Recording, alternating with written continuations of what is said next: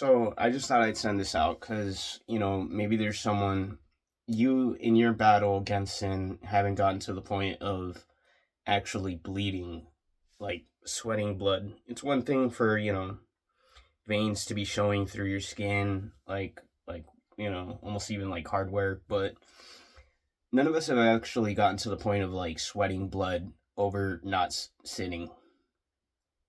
And that's what the scripture says in Hebrews. So when you're going through it, remember that when you're going through it, just remember that not every thought is actually yours.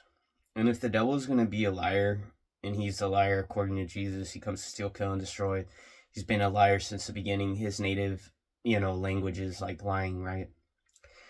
So if that's what Jesus says, right? His native tongue is lying. Child of God, why are you ever considering whatever the devil has to tell you? Whether it's in thoughts, in feelings, emotions, random thoughts, psychological thoughts that only pertain about a story about you, but it might not be God's story. If it's not good, it's not God. Remember, he lives in heaven. That's a totally different world. None of this worry, none of this, none of this confusion, none of that exists up there. Never did. Like fear, none of that. Like you can fear God, but like there's a different kind of fear that's only related to this world. So I'm letting you know that like you haven't gotten to that point, but stick it out as long as you can. Humble yourself before the mighty hand of God, and he's gonna uplift you. To hear the Lord promote you. Oh, you've passed the test. Honestly, that's a really great feeling. So remember when you pass the test before him. And you're gonna keep taking the test until you pass.